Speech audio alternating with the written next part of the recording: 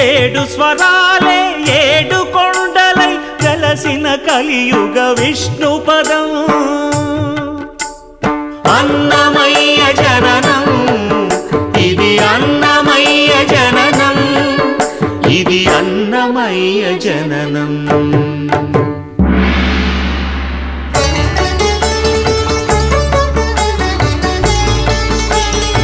హరిషడ్వర్గము తెగనరికే హరిఖడ్గం ఇది నందకము బ్రహ్మలోకమున బ్రహ్మా భారతి నాదాశీసులు పొందినదై శివలోకమున చిద్విలాసమున భ్రమరుధ్వనిలో గమకితమై దివ్య సభలలో